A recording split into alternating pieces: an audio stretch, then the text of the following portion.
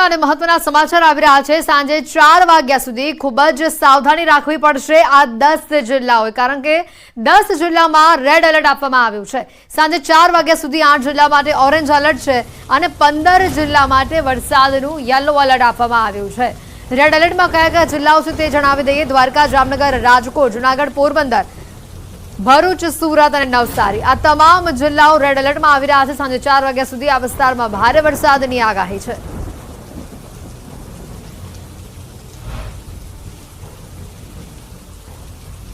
અમદાવાદની અંદર orange alert આપવામાં આવ્યું છે।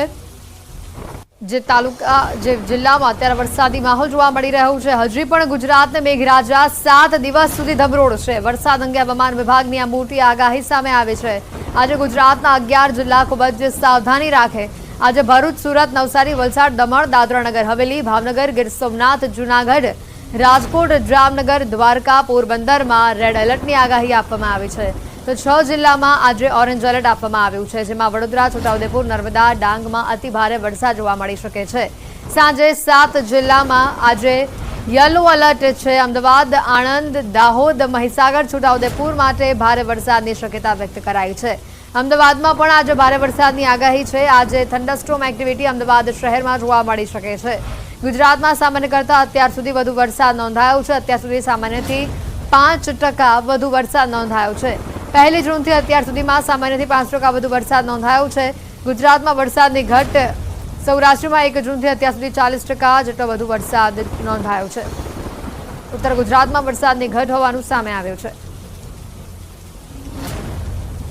आज के लिए जहां पर एक्सट्रीमली हैवी रेनफॉल की वार्निंग और साथ में रेड अलर्ट जारी है वो डिस्ट्रिक्ट है भरूच, सूरत, नवसारी, वलसाड़, दमन और दादरा नगर हवेली, जहां पर एक्सट्रीमली हैवी रेनफॉल की वार्निंग और साथ में रेड अलर्ट जारी है। और वेरी हैवी रेनफॉल की बात करेंगे तो बड़ोदरा, छोटा उदयपुर, नर्मदा, डांग और तापी के लिए वेरी हैवी रेनफॉल की वार्निंग और साथ में ऑरेंज अलर्ट जारी है। और हैवी रेनफॉल की बात करेंगे तो आज के लिए अहमदाबाद, आनंद, दाहोद, महीसागर और छोटा उदयपुर के लिए हैवी रेनफॉल की वार्निंग है और साथ में येलो अलर्ट जारी है।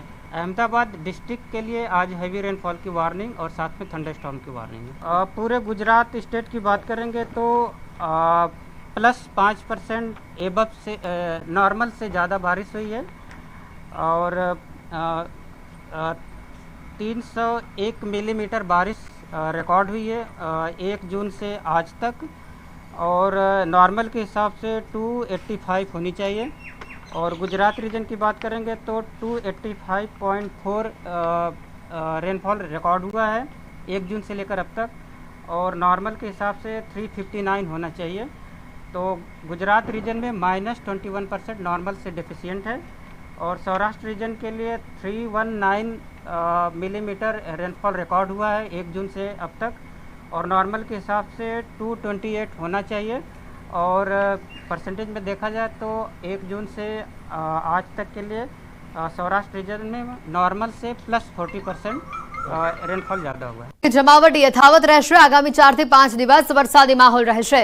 સાયક્લોનિક સર્ક્યુલેશનના કારણે વરસાદ સૌરાષ્ટ્ર અને દક્ષિણમાં ભારે પડશે। સૌરાષ્ટ્રના અમુક વિસ્તારો છે એ બાકાત રહી ગયા હતા। એમાં ભાવનગર, બોટાદ, અમરેલીના અમુક ભાગો, સુરેન્દ્રનગર અને મોરબી જેવા વિસ્તારોની અંદર પણ 22 થી 24 જુલાઈ દરમિયાન સારા વરસાદની શક્યતાઓ છે। ખાસ કરીને 25-26 તારીખમાં પણ હળવા મધ્યમ વરસાદો છે આ સૌરાષ્ટ્રના ભાગોની અંદર।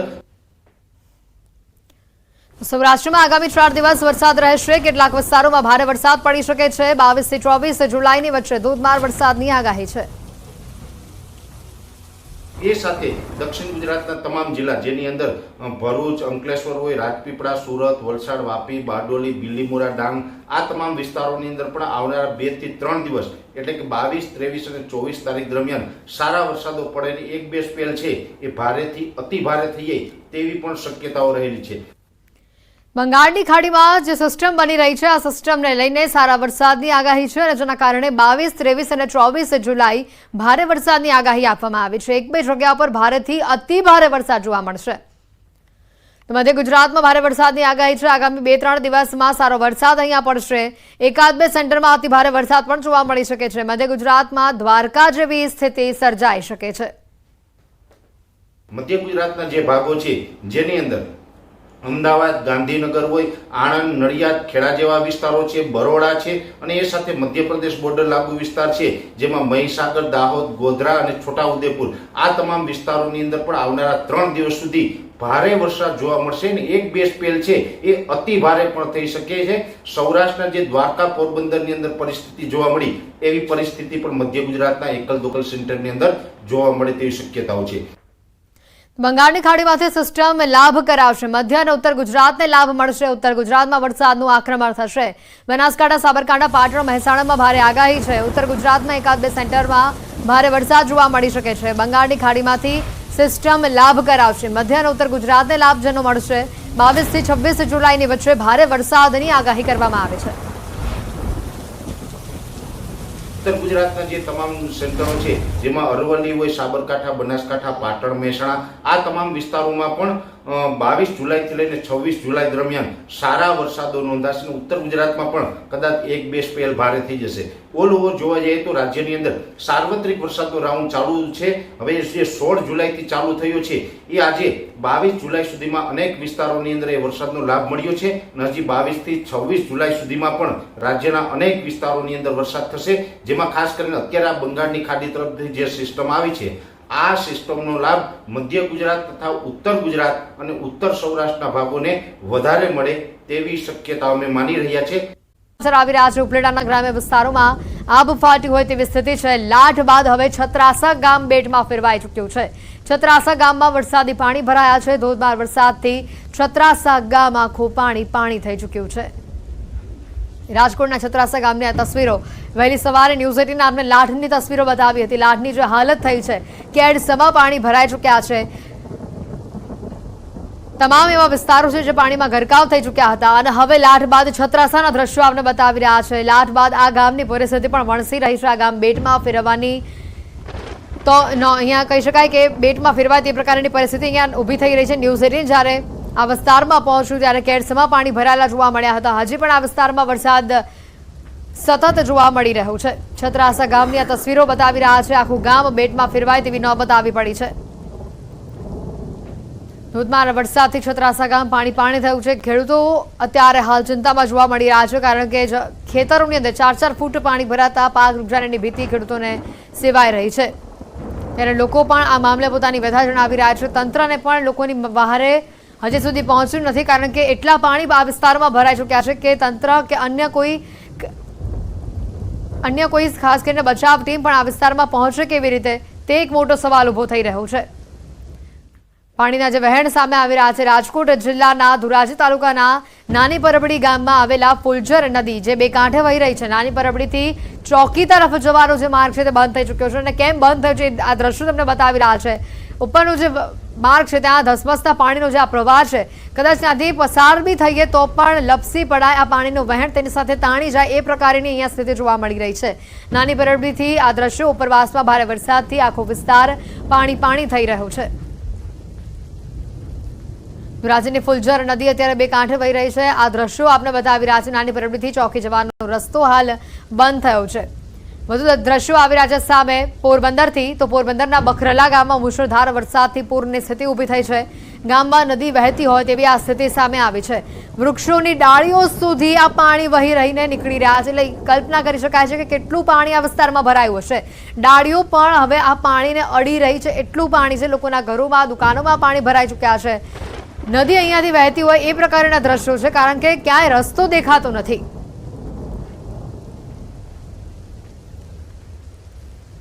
પોરબંદર પંથકમાં ધોધમાર વરસાદ જોવા મળી રહ્યો છે. જિલ્લાના રાણાવાવમાં પણ વરસાદી માહોલ જામેલો જોવા મળી રહ્યો છે. ધોધમાર વરસાદથી અનેક વિસ્તાર પાણીમાં ગરકાવ થઈ ચૂક્યા છે. રાણાવાવમાં નદી સમાન પાણી વહેતું જોવા મળી રહ્યું છે. રાણાવાવના રસ્તાઓ પર પાણીનો પ્રચંડ પ્રવાહ વહી રહ્યો છે.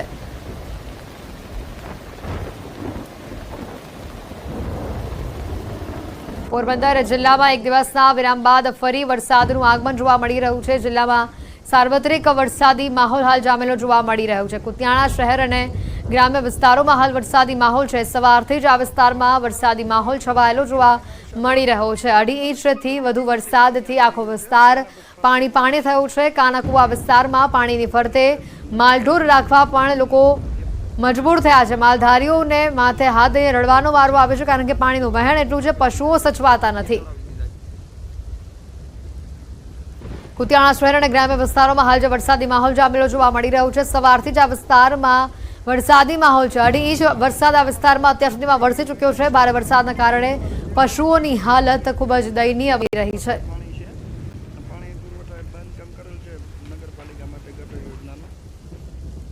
માધ્યમથી સમજવાનો પ્રયત્ન કરીશું કયા કયા વિસ્તારોમાં આજે આગાહી છે। મહત્વની વાત છે, આજે રેડ એલર્ટ જે વિસ્તારોમાં આપવામાં આવ્યું છે કે જ્યાં અત્યંત ભારે વરસાદની શક્યતા છે।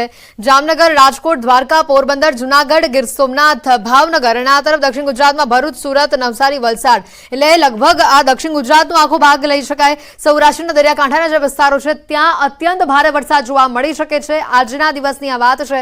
સાથે જ બીજી બાજુ વાત કરીએ વડોદરા, નર્મદા, તાપી અને ડાંગ, આ જે 4 જિલ્લાઓ છે અને સાથે બોટાદ અને અમરેલી, આની અંદર ઓરેન્જ એલર્ટ આપવામાં આવ્યું છે। અતિ ભારે વરસાદની શક્યતા વ્યક્ત કરવામાં આવી છે।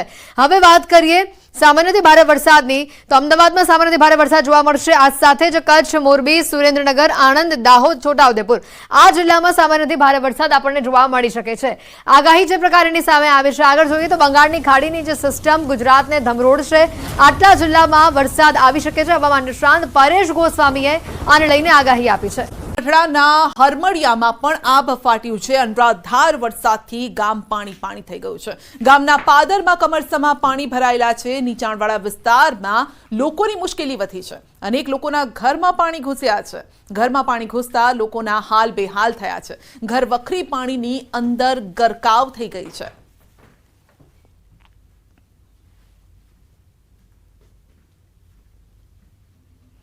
તો ગીર સોમનાથ ગીર જંગલમાં પણ ભારે વરસાદ છે। જો કે આ વચ્ચે જ આહલાદક દ્રશ્યો પણ સામે આવ્યા છે। ગીર ગઢડા નજીક જંગલમાં આવેલ ટપકેશ્વર મહાદેવ મંદિરના આહલાદક આ દ્રશ્યો છે। સોળે કળાએ વનરાજી ખીલી ઉઠી છે। ખળખળ વહેવા લાગ્યા છે। ઝરણા ગુફાઓમાંથી પાણી વહેવા લાગ્યું છે।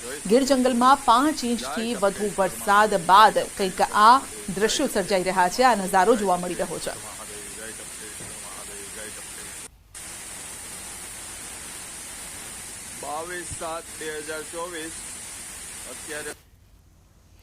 ગીર સોમનાથમાં આ ફાટ્યું છે અને ગીર ગઢડા ધોકડવા રોડ પર પાણી ફરી વળ્યા। નદીના પાણી પુલ પરથી ફરી વળ્યા। રસ્તા પર પાણી ફરી વળતા વાહન વ્યવહાર પણ ખોરવાયો છે। તો નદીના પાણી પુલ પરથી વહેવા લાગ્યા છે। ગીર સોમનાથમાં આભ ફાટ્યું છે અને જેના કારણે સર્વત્ર પાણી જ પાણી નજરે પડી રહ્યું છે।